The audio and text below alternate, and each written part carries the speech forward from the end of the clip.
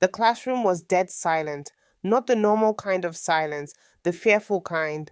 30 students sat frozen, eyes glued to the floor, as a thin cane hit the wooden desk once, twice, three times. Pack! Who touched my chalk? The voice was calm, too calm.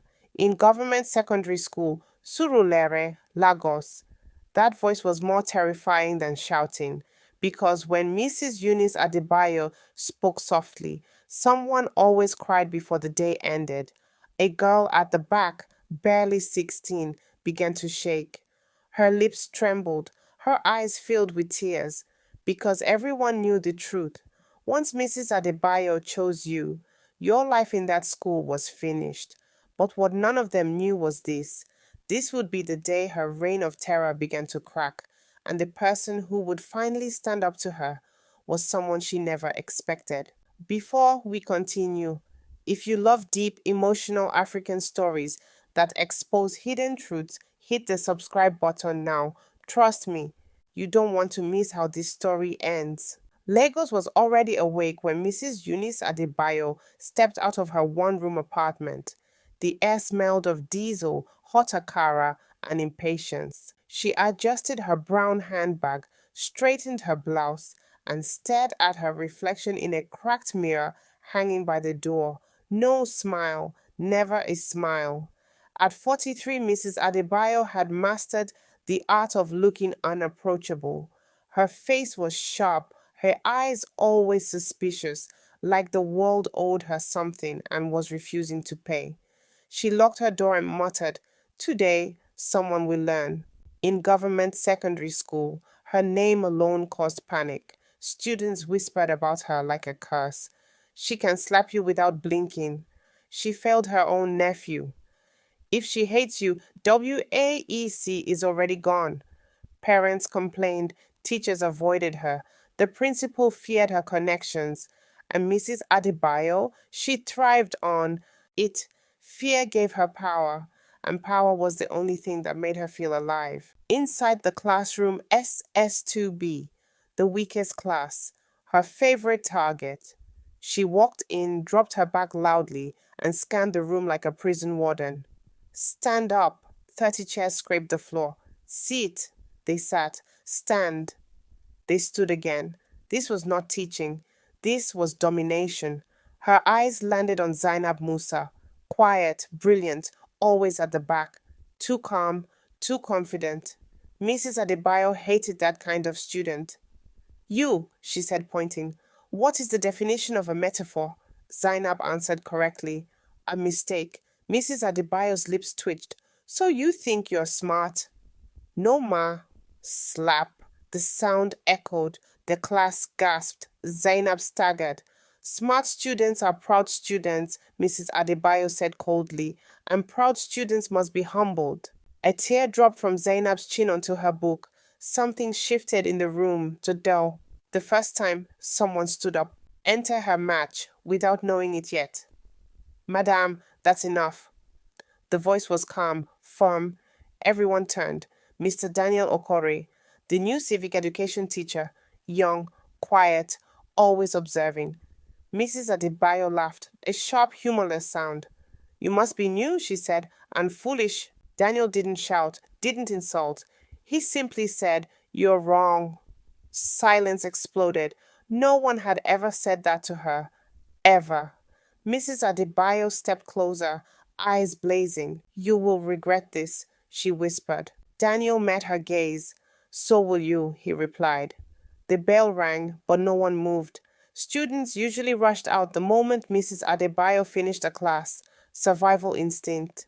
Today they stayed frozen. Mrs. Adebayo slowly picked up her handbag. She walked toward Daniel Okori. Every step was deliberate. Every step carried years of unchecked power. You, she said quietly, will not last long in this school. Daniel nodded once. I've heard that before. That answer unsettled her more than insults would have. The staff room whispers. By noon, the entire staff room was buzzing. She embarrassed Mrs. Adebayo? Is he mad? He doesn't know who she is. Daniel sat alone, eating cold rice from a nylon. A senior teacher leaned over. Young man, apologize. That woman can end your career. Daniel looked up slowly. I didn't come here for comfort, he said. I came for something else. Mrs. Adebayo at home. That night, Mrs. Adebayo couldn't sleep. She sat on her bed, staring at the wall. Daniel's voice replayed in her head. You're wrong. She clenched her fists. No one talks to me like that, she muttered. Her phone buzzed. A message from the principal. Eunice, let's be careful. Parents are already murmuring. She smiled, thin and dangerous. Good, she whispered. Let them murmur. Zainab didn't come to school the next day or the day after. Her seat stayed empty. Daniel asked around. She locked herself in her room. She cries every night. Her mother is scared. Daniel stood outside Zainab's compound that evening. From inside, he heard sobbing. Something inside him snapped. 10 years earlier, different school, same woman. A boy named Sadiq, brilliant, quiet, poor. Mrs. Adebayo had called him a thief in front of the class. He wasn't, but shame killed him faster than any slap. They said it was suicide. Daniel knew the truth because Sadiq was his younger brother. Why Daniel came back? Daniel had tracked her for years. Different schools, different victims. Always the same pattern: fear, silence, power. When he finally saw her name on the Lagos posting list, he didn't hesitate. This wasn't a job, it was unfinished business. Mrs. Adebayo cornered him near the staircase. You think you're a hero? She sneered. No, Daniel said calmly. I think you're afraid. She laughed loudly, but her eyes betrayed her. That night, Zainab disappeared. No note, no call. Panic spread. Parents gathered at the school gate. For the first time in years, Mrs. Adebayo was being mentioned out loud. The school gate was crowded, parents shouting, students crying, teachers panicking. A mother screamed, That woman broke my child. Cameras appeared. Phones went up. Mrs. Adebayo stood on the balcony, watching her kingdom shake. Her hands trembled. If you're watching this and you've ever suffered under abuse, injustice, or power misuse, comment enough right now. And don't forget to subscribe because what happens next will shock everyone. Daniel stepped forward, loud enough for all to hear. This isn't about one student, he said. This is about years of silence. Mrs. Adebayo screamed, You think you can destroy me? Daniel replied, You destroyed yourself. Then a police siren wailed in the distance, and Mrs. Adebayo realized her past had finally caught up. The police siren did not stop at the gate. It rolled past the crowd slowly, deliberately, like it wanted everyone to see it. Parents fell silent. Students pressed closer together. Mrs. Eunice Adebayo's breath hitched. For the first time in 23 years of teaching, fear touched her spine. The officers didn't come for her. Not yet. But Lagos had noticed. And once Lagos noticed you, it never looked away again. Inside the principal's office, Mr. Balogan wiped sweat from his bald head. This is getting out of hand, he whispered into his phone. Eunice, lie low. Just lie low. Mrs. Adebayo laughed sharply. You sound scared. I am, he snapped. Parents are calling the ministry. Her smile faded. The ministry. That word carried weight and consequences. Outside, a circle of mothers surrounded Daniel, tear-streaked faces, anger, years of bottled pain. She called my son an animal. She beat my daughter until she bled. She said poor children don't deserve education. Daniel listened, didn't interrupt, didn't promise miracles. He simply said, You're not alone anymore. Somewhere in the crowd, a woman screamed, Zainab has been found. They found her near Oshodi, called beside a kiosk, eyes hollow, uniform dirty. When Daniel knelt beside her, she flinched. It's okay, he whispered. She can't touch you now. Zainab broke. She cried like something inside her had finally cracked open. And through her sobs, she said the words that would change everything. She said my mother would die poor. Mrs. Adebayo sat alone that night. No TV, no phone, just memories. She remembered when she was once Eunice Ajayi, a hopeful girl from Ibadan, with dreams of becoming a respected woman. She remembered her first teaching job, the insults, the hunger, the way students laughed at her cheap shoes. Respect didn't come gently. She took it, one slap at a time. The first line she crossed, there was a boy, years ago, thin, intelligent, Sadiq. She accused him of cheating. He begged, she mocked, the class laughed. The next week, he was gone. Transferred, they said, but the look on his brother's face that day, she had buried that memory deep until now. Danielle visited the education board. Files were missing, names erased, but patterns remained. Same handwriting, same remarks. Disrespectful, arrogant, needs discipline. All victims of one woman. That night, Zainab's mother handed Danielle a small notebook. She writes when she's scared, the woman whispered. Inside were dates, insults, threats, and one line written in shaky ink. If I talk, she will ruin my future. Daniel closed the book slowly. No, he said, she won't. Monday morning, Mrs. Adebayo walked into school like always, straight back, hard eyes. But something was different. Students didn't stand, they stared, silent, united. She raised her cane. No one moved. A boy at the front spoke, voice shaking but loud. We're tired. That word hit her harder than any insult. In the staff room, chairs scraped loudly as teachers stood, one by one, even those who once feared her. A senior teacher spoke. We enabled this. Mrs. Adebayo's voice trembled for the first time. You're all ungrateful. No, Daniel said from the doorway. We're done being afraid. The principal entered, pale. He held an envelope. The ministry has opened an investigation. Mrs. Adebayo laughed, hysterical. You think papers can stop me? Daniel stepped closer. This time, truth will. That night, Mrs. Adebayo stood before her mirror again. Same cracked glass. But the woman staring back looked smaller. And somewhere in Lagos, a story was spreading about a wicked teacher who had finally met her match. Lagos does not stay quiet for long. By Wednesday morning, camera vans blocked the school gate. Microphones, lights, headlines already forming. Wicked teacher exposed. Students speak after years of abuse. Mrs. Adebayo watched from her classroom window, heart pounding. This was no longer a school matter. This was war. Interviews and tears. Zainab sat beside her mother, hands clasped. A reporter leaned in gently. What did she do to you? Zainab hesitated. Then she spoke. She made me feel like I was nothing. Her voice broke. Across Lagos, people watching TV paused. Teachers, parents, former students, some recognized the name. The first former victim speaks, a woman called into the live show. Her voice shook. I was her student 12 years ago, she said. I still flinch when someone raises their voice. The line went dead. Another call came in, then another. A pattern, a monster. That evening, Mrs. Adebayo released her own statement. These allegations are lies, she said on camera. I believe in discipline. This generation is weak.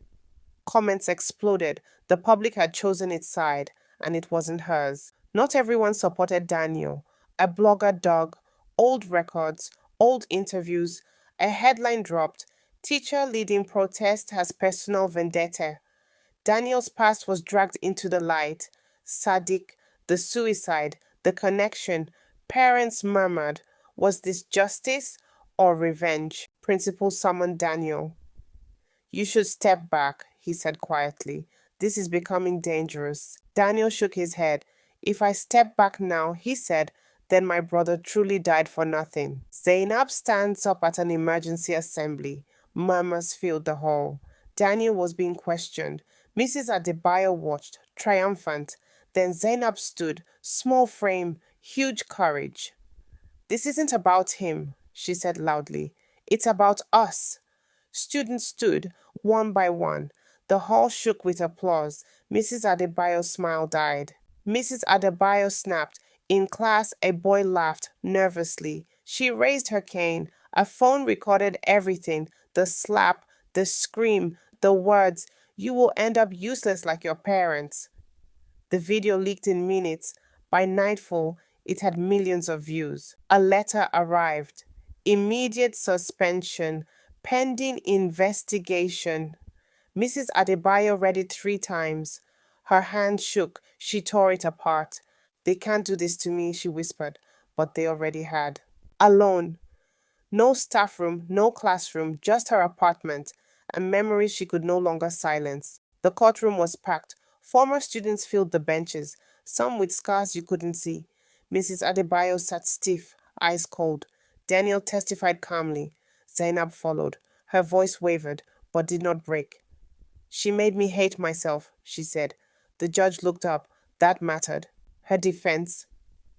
Mrs. Adebayo finally spoke. I was shaping them, she said. I was preparing them for life. A former student shouted, You broke us! The gavel slammed. Order restored, but damage done. That night, Mrs. Adebayo sat in darkness. No power, no calls, no allies. She remembered Sadiq again. The begging, the laughter. Her chest tightened. For the first time, she cried, not from self-pity, from truth. Outside, Lagos waited. Would justice finally speak? Would power fall? Would fear die? We are deep into the collapse now. The courtroom buzzed like Lagos traffic at rush hour. Every seat was taken. Cameras flashed. The hum of murmurs rolled like waves. Daniel stepped forward, calm, focused. My brother Sadiq was brilliant, he began.